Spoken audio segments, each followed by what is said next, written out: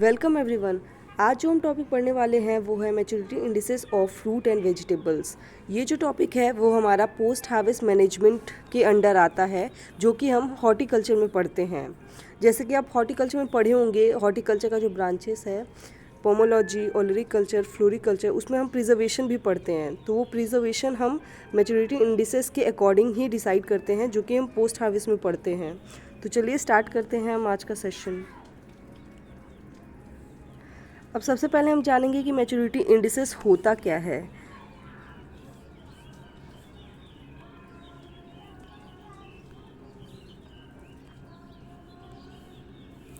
तो maturity indices जो होता है वो हमारा साइन है, sign of indication of the readiness of the harvest. मतलब कि मैच्योरिटी इंडिसेस जो होता है वो हमारा साइन है, जो कि हमें ये दिखाता है कि फ्रूट हमारा हार्वेस्ट करने के लिए रेडी हो चुका है। ठीक है, ये बेसिस होता है जो हमें डिटरमाइन करता है हार्वेस्ट डेट को। ठीक है, कि हमें कब हार्वेस्ट करना है वो हमें मैच्योरिटी इंडिसेस से ही पता चलता है। अब दो टाइप के मैच्योरिटी इंडिसेस होते हैं, एक है सब्जेक्टिव, दूसरा है ऑब्जेक्टिव। सब्जेक्टिव का मतलब है कि हम देख के डिसाइड कर सकते हैं, या फिर क्वालिटेटिव वैल्यू मतलब क्वालिटी को देख के हम बता सकते हैं कि हमारा फ्रूट जो है वो हार्वेस्ट करने के लिए रेडी हो गया है या नहीं। ठीक है, जैसे कि हम सेंस का यूज़ करके, जैसे कि फ्रूट का कलर देख के, साइज़ देख के, शेप देख के, उसका साउंड देख के, फेमिनेस देख के, जूस कंटेंट देख के, ये सब जो है वो हमारा फिजिकल पैरामीटर्स है, जिसको हम देख के बता सकते हैं कि फ्रूट हमारा हार्वेस्ट करने के लिए रेडी हो गया है नहीं। जैसे कि हमारा मान लीजिए आम है, तो आम का जब वो पीला कलर का हो जाता है, मतलब वो क्या हो गया है, हार्वेस्ट करने के लिए रेडी हो गया है। अगर वो अपना पूरा साइज़ गेन कर चुका है तो वो रेडी हो गया है। उसका शेप इनलार्ज हो गया है, उससे साउंड आ रहा है, तो मतलब हार्ड साउंड आ रहा है, इसका मतलब वो पक चुका है। ठीक है, फेमिनेस से मतलब वो थोड़ा सा होता है ना, वो सॉफ्ट हो जाता है, तो उससे पता चल जाता है कि हाँ उसमें रेडी हो गया है वो हार्वेस्ट करने के लिए। जूस कंटेंट उसमें इंक्रीज़ हो जाता है, तो उससे पता चल जाता है। तो ये सब जो थे वो हमारे सब्जेक्टिव पैरामीटर्स हैं, या फिर बोल सकते हैं कि क्वालिटेटिव पैरामीटर्स है, जिसके अकॉर्डिंग हमें पता चलता है कि फ्रूट हमारा रेडी हो गया है हार्वेस्ट करने के लिए। नेक्स्ट जो पैरामीटर है वो हमारा है ऑब्जेक्टिव, जिसमें कि हम क्वांटिटेटिव देखते हैं, क्वांटिटी को देखते हैं कि उसमें कितना क्या चीज़ है। जैसे कि मेजरेबल इंडिसेस, जैसे हमारा TSS है, टोटल सॉल्युबल सॉलिड। ठीक है, टोटल एसिडिटी होता है, स्टार्च कंटेंट होता है, ऑयल कंटेंट होता है, फेमिनेस होता है, ड्राई मैटर होता है, days after full Bloom, heat degree day, respiration rate, ethylene production of volatile etcetera. ठीक है, ये सारे जो है वो हमारे क्वांटिटेटिव है। ठीक है, क्योंकि हम अगर इनमें से TSS वगैरह देखेंगे तो वो हमारे डेटा के फॉर्म में आएगा। ठीक है, तो इसलिए ये सारे जो हैं ये हमारा क्वांटिटेटिव है, जो हम ऑब्जेक्टिव पैरामीटर में पढ़ते हैं। ठीक है, तो आपको ये दो टाइप समझ में आ गया होगा। नेक्स्ट मूव करते हैं टाइप्स ऑफ इंडिसेस। अब इन क्या टाइप्स है इंडिसेस का। ठीक है, तो वो हमारा 3 टाइप होता है। पहला है विजुअल इंडिसेस, देख के जो हम बता सकते हैं। ठीक है, दूसरा है हमारा फिजिकल इंडिसेस, और तीसरा है हमारा केमिकल मेजरमेंट।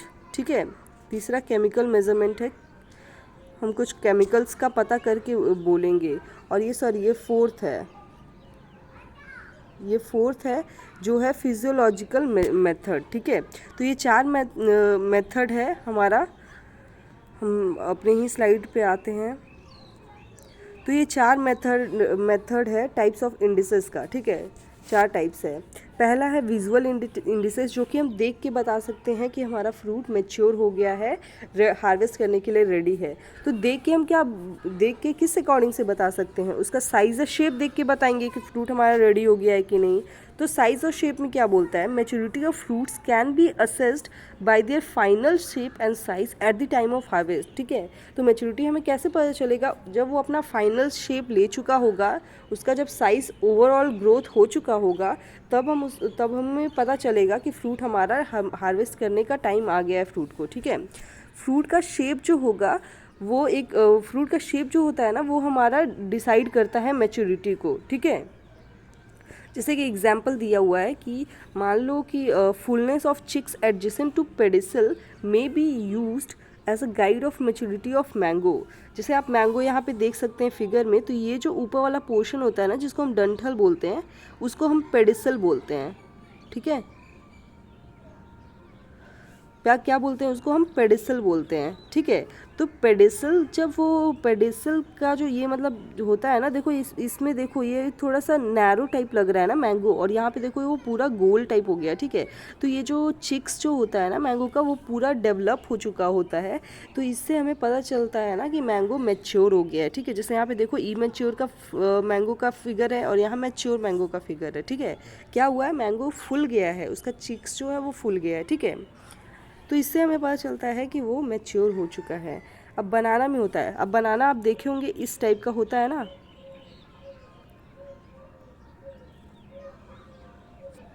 ऐसा ही होता है ना बनाना,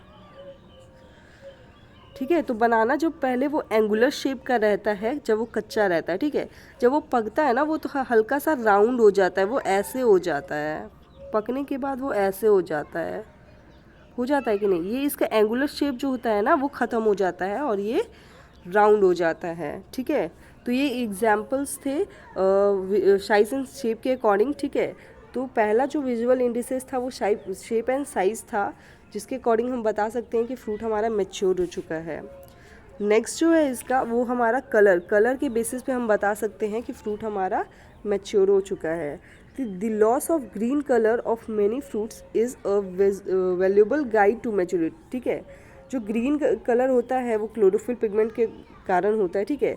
तो फ्रूट जब कच्चा रहता है तो उसमें क्लोरोफिल पिगमेंट रहता है, धीरे धीरे जब वो पकने लगता है ना तो वो ग्रीन कलर जो होता है वो लॉस होने लगता है और वो येलो या रेडिश टाइप रेड स्टेज में कन्वर्ट होने लगता है, ठीक है। तो कलर के अकॉर्डिंग ही हम जज करते हैं कि फ्रूट हमारा मैच्योर हुआ है या नहीं, ठीक है।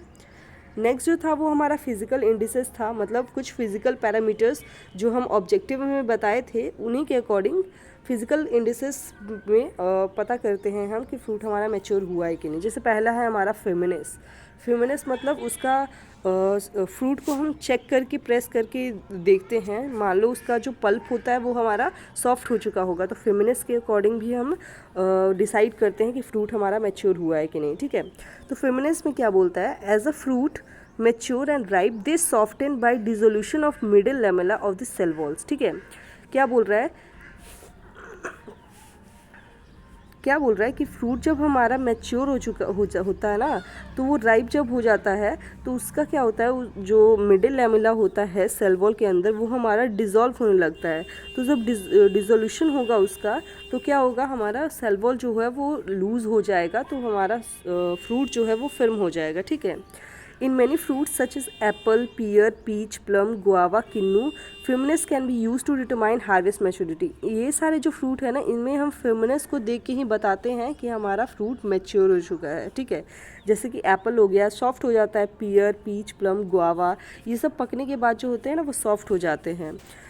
पेनेट्रोमीटर measures the pressure necessary to force a plunger of specified size into the pulp of the fruit, ठीक है। पेनेट्रोमीटर ये डिवाइस होता है, आप देख सकते हैं यहाँ पे वो क्या कर रहा है, फ्रूट में ना उसको प्रेस कर रहा है, ठीक है। तो penetrometer measure the pressure necessary to force a plunger of specified size, ठीक है। उसमें एक नुकीला रहता है, वो क्या करता है, फ्रूट के अंदर उसको प्रेस करता है, फोर्स लगाता है फ्रूट के पल्प के अंदर, ठीक है। Such pressure is measure in pounds and kilograms, और वो जो प्रेशर होता है वो पाउंड्स या किलोग्राम फोर्स में मेज़र किया जाता है। नेक्स्ट जो है वो हमारा है स्पेसिफिक ग्रेविटी, ठीक है। स्पेसिफिक ग्रेविटी जो होता है वो रेशियो होता है density of substances to the density of reference substances, ठीक है। मान लो हम फ्रूट का डेंसिटी लिए हैं और पानी का डेंसिटी लिए हैं, रेफरेंस डेंसिटी वाटर है हमारा, ठीक है। तो फ्रूट जब मान लो पका हुआ रहता है तो वो क्या करता है ना कि फ्लोट करेगा, और जो कच्चा होता है वो हमारा सिंक करेगा, ठीक है। तो इससे हमें ग्रेविटी से पता चलता है कि हमारा फ्रूट मैच्योर है या इमेच्योर है, ठीक है। तो जैसे कि यहाँ पे बोला है, एज फ्रूट मैच्योर दिए स्पेसिफिक ग्रेविटी इंक्रीजेज, ठीक है। जब फ्रूट मैच्योर होने लगता है तो उसका स्पेसिफिक ग्रेविटी इंक्रीज करता है, ठीक है। This parameter is rarely use in practice to determine when to harvest a crop. ये पैरामीटर लेकिन यूज़ नहीं किया जाता है, रेयरली यूज़ होता है, ठीक है, क्योंकि इससे हमें एक्यूरेट नहीं पता चल पाएगा कि फ्रूट हमारा मैच्योर है या इमैच्योर, ठीक है, इसीलिए इसको रेयरली यूज़ किया जाता है। अब किसी के पास इतना टाइम तो नहीं है ना कि वो पानी को नहीं सॉरी फ्रूट को पानी में डाल के देखे कि फ्रूट मैच्योर हुआ है कि नहीं, इसीलिए ये रेयरली यूज़ किया जाता है इसको। It is use to grade crops into different maturity, ठीक है, ये ग्रेडिंग करने के लिए भी बहुत ज़्यादा यूज़ किया जा सकता है, क्योंकि हम पानी में डाल के पता चल जाएगा कि कौन फ्लोट कर रहा है कौन सिंक कर रहा है, तो इसके अकॉर्डिंग हम ग्रेडिंग कर सकते हैं डिफरेंट फ्रूट्स का डिफरेंट मेच्योरिटी स्टेजेस में, ठीक है।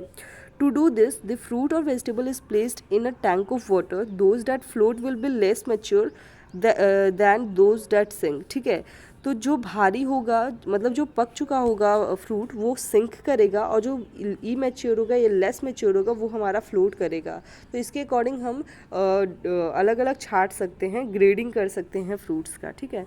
In practice the fruit of vegetable is weight in the air then in pure water, the weight in air divided by the weight in water gives the specific gravity, ठीक है, तो specific gravity को निकालने का जो formula होता है वो यहाँ पे दिया हुआ है कि पहले हम फ्रूट का वेट, मान लो फ्रूट का वेट लेंगे एयर में, ठीक है, उसके बाद डिवाइडेड बाय फ्रूट का वेट लेंगे हम वाटर में, ठीक है,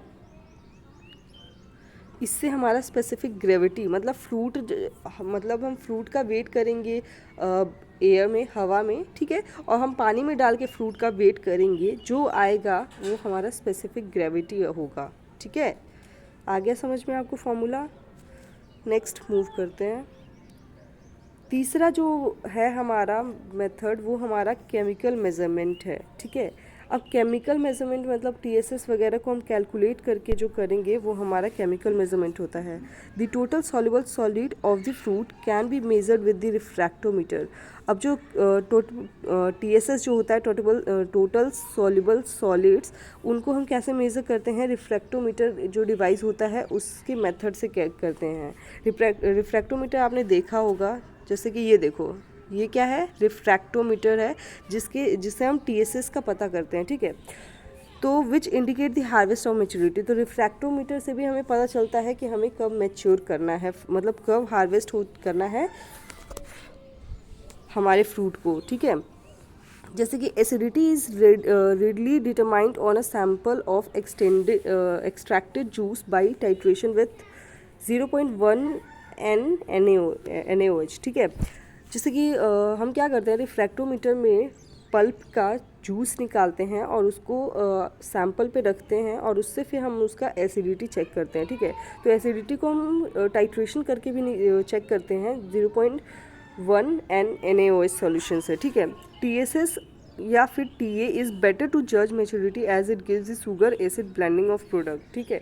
TSS या TA से हम बेटर जज कर सकते हैं मैच्योरिटी का, क्योंकि ये शुगर और एसिड का प्रोडक्ट दिखाता है, जिससे कि हमारा पता चल जाता है कि हमें फ्रूट्स को कब मैच्योर करना है या फिर कब हार्वेस्ट करना है, ठीक है। अब TSS के अकॉर्डिंग देखते हैं कैसे हम करेंगे इसको। तो can be determine in a small sample of fruit juice using hand refractometer, ठीक है। हैंड रिफ्रैक्टोमीटर पे हम जूस का सैंपल लेंगे, फ्रूट के जूस का सैंपल लेंगे। The refractometer measures the refractive index which indicates how much a light beam will be slowed down when it passes through the juice, ठीक है। तो रिफ्रैक्टोमीटर से क्या करता है ना, वो रिफ्रैक्टिव इंडेक्स कैलकुलेट करेगा, जो क्या करेगा कि हमारा फ्रूट के जूस से लाइम बीम कितना स्लोली पास करता है, जितना स्लो पास करेगा उतना रिफ्रैक्टिव इंडेक्स उसका हाई होगा, ठीक है। The refractometer has different scale, 0, अब रिफ्रैक्टोमीटर का अलग अलग स्केल होता है, 0 to 32B हो सकता है, 28 to 62B हो सकता है, 56 to 92B भी हो सकता है, ठीक है। For large size fruit, these sound be cut from stem to blossom end and to the center of the fruit to account for variability in TSS from top to bottom and inside of the fruit, ठीक है।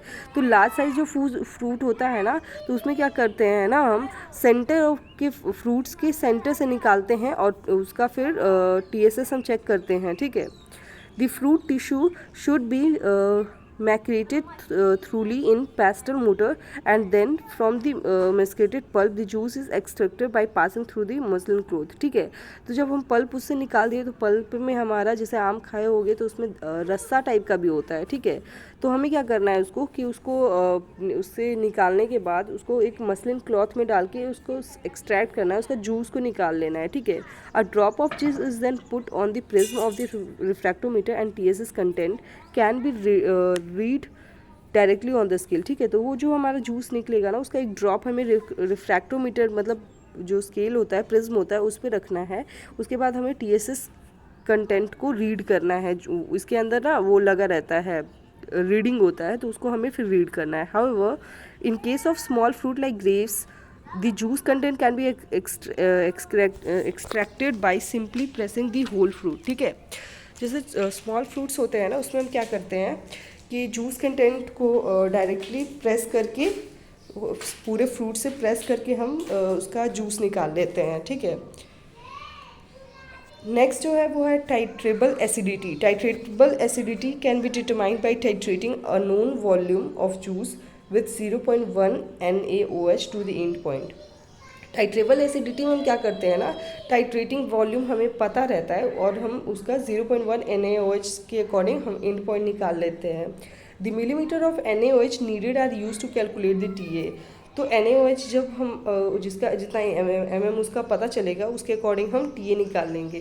The TA expressed as percentage malic citric और tartaric acid can be calculated as follows. ठीक है, तो TA हमारा malic acid या citric acid, tartaric acid, जो भी एसिड हम लिए होंगे उसके अकॉर्डिंग हमें TA हम कैलकुलेट करेंगे उसको। ठीक है, तो TA निकालने का क्या फॉर्मूला है, जितना हम NaOH का सॉल्यूशन लिए होंगे और जितना हम एसिड लेंगे उसको हम मल्टीप्लाई करेंगे इंटू 100 और नीचे हमारा जूस टाइट्रेटेड रहेगा। ठीक है, यहाँ पे अलग अलग एसिड का अलग अलग वैल्यू दिया हुआ है, वो आप यहाँ पे एसिड में डालेंगे ये वैल्यू को, जो भी हमारा एसिड होगा, और उसके अकॉर्डिंग हम फिर इसको निकाल लेंगे।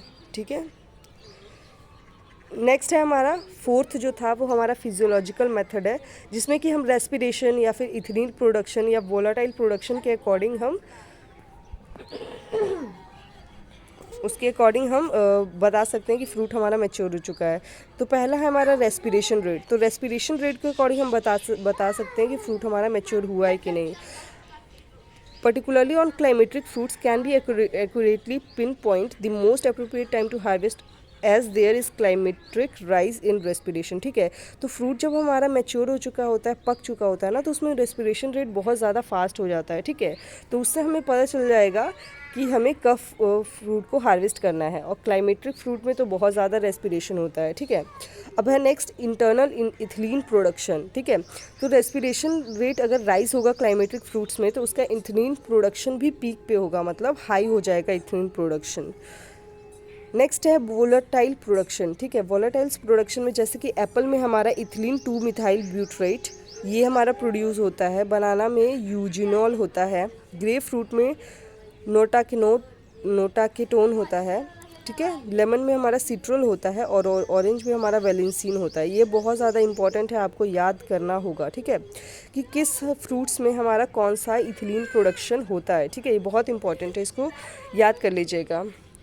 नेक्स्ट है कि मैच्योरिटी इंडिसेस शुड बी, मतलब एडवांटेज दिया हुआ है या फिर मैच्योरिटी इंडिसेस हम कैसे पता करते हैं और कैसा प्रोसेस है ये। ठीक है, तो मैच्योरिटी इंडिसेस बहुत ही सिंपल, इजी और कैरी आउट प्रोसेस है। मतलब कि मैच्योरिटी इंडिसेस को निकालना या कैलकुलेट करना या विजुअल और ऑब्जेक्टिव मेथड में देखा होगा, पढ़ा होगा। ठीक है, तो इसलिए ये बहुत ज़्यादा ही सिंपल और इजी टू कैरी आउट है। इसको आसानी से हम बता सकते हैं, जज कर सकते हैं कि फ्रूट हमारा मैच्योर है या इमैच्योर। ठीक है, ऑब्जेक्टिव वर्सेस सब्जेक्टिव इंडिकेटर, जैसे ऑब्जेक्टिव में आप शेप एंड साइज और कलर के अकॉर्डिंग देखे हैं, और ऑब्जेक्टिव में TSS और भी अलग फैक्टर्स था उसके अकॉर्डिंग। ठीक है, तो ऑब्जेक्टिव और सब्जेक्टिव इंडिकेटर्स इसमें आसानी से हम बता सकते हैं।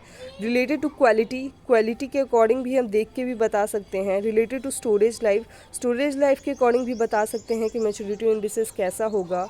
Represent a progressive change with maturity. अब मैच्योरिटी की तरफ अगर फ्रूट मूव करता है तो ऑफकोर्स उसमें बहुत सारे प्रोग्रेसिव चेंजेस होते हैं। Permits prediction of maturity from year two year, ठीक है। तो इससे हम प्रिडिक्ट कर सकते हैं हमारा या मैच्योरिटी ईयर टू ईयर, मतलब साल बे साल हम क्या कर सकते हैं ना, मैच्योरिटी हमारा फ्रूट मैच्योर हुआ है कि नहीं वो हम प्रिडिक्ट कर सकते हैं, ठीक है।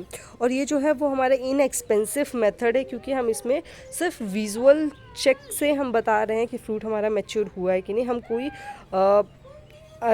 कोई इनपुट नहीं लगा रहे हैं इसमें, तो ये इनएक्सपेंसिव मेथड है, ठीक है।